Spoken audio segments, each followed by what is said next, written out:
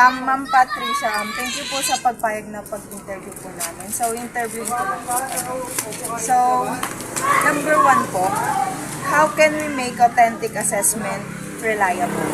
So, how can make assessment reliable? Well, doing an assessment, you will make sure that it is aligned with your objectives. So, for example, you give assessment to the students, whatever the score of will be, dapat to the next exam, yun pa din yung score niya.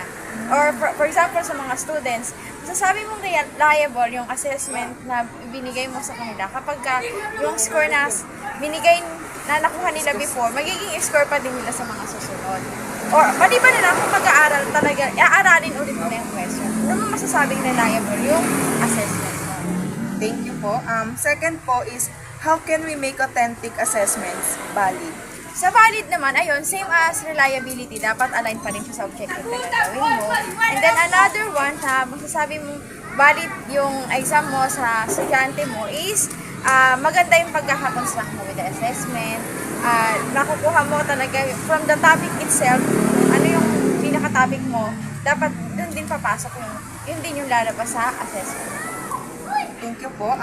Number 3 po, how does sampling in assessment help the teacher in attaining objectives? So sampling, when we say sampling kasi sila yung mga group of people na binigyan mo ng assessment. So makaka-affect yung sampling kasi kapag mababa yung resulta ng mga samplers mo or sampling mo, ibig sabihin, hindi maganda yung exam mo. Or else, talagang mahirap lang o talagang hindi sila nag-aaral. Okay. Last po, ma'am.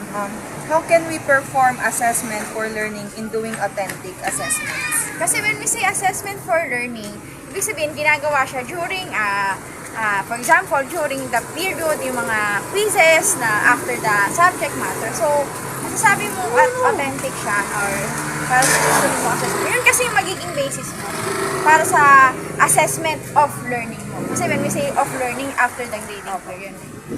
Okay, thank you po, Ms. Pat. Thank you. Good morning, ma'am. My name is Arlene Kita. I'm 4 years old. So, have a nice day. So, I'll give your attention to answer 4 questions about our NIPO. So, number 1, how do we make authentic assessments reliable? How do we make authentic assessments reliable? Okay, so first there should be criteria. And that criteria should have its indicators. So, you're going to give an activity to your students, you should have your rubric. So, your criteria. So, for example, for the novelty, you would give 25%. For teamwork, you would give 25%. For organization, content, you give 50%. That would be so that makes it reliable. So, the next question, ma'am. How we can make authentic assessments valid? For it to be valid, of course, you should have the standard when you make the assessment.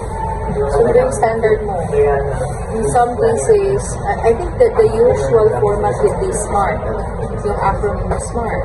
Specific, measurable, attainable, results, and should be a result oriented and then examples. So, the third question, how does sampling and assessment help the teacher in attaining objectives? Well, the sampling would directly reflect whether or not your assessment is effective or not. So from there, you would decide whether to revise your assessment tool or just go with it. Thank you po. So the last question po, how we can perform assessment for learning and doing authentic assessments? So of course, you have to test it. You have to test it. You have to make time to assess through giving the assessment itself. So if you see that it is lacking in some areas or in some aspects, then you have to revise it. So that's all, ma'am. Thank you so much, ma'am. Thank you, Ma'am Marian, for pagpayag po sa pag-interview po sa amin. So, may tanong lang po ako. Number 1 po, how can we make authentic assessments reliable? Okay. So you will know if the assessment is reliable if you set first clear criteria bago mo ibigay yung task sa bata. Tapos, sa apat na handle ko, pare-parehong activity yon. Pag nakita mo na same yung result, masasabi mo na reliable yung assessment na binigay mo.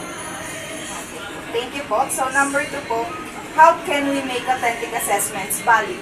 So, magiging valid lang yung assessment na yon kapag yung binigay mo, for example, ang sinabi mo lang sa bata, role play a situation we're in, feministic approach is seen in the situation. So, dapat puro about women lang ang pag-usapan. Walang papasok na ibang theory like yung sa humanistic, yung Marxism, walang ganun. Dapat feministic lang. Only one target.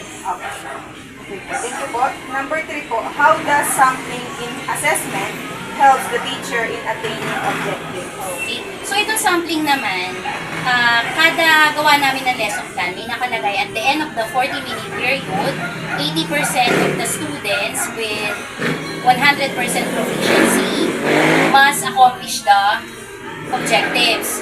So, sa akin, sa kada klase ko, may 46 kada section. So, dapat 36 nun, ma-achieve nila yung objective at the end of the period.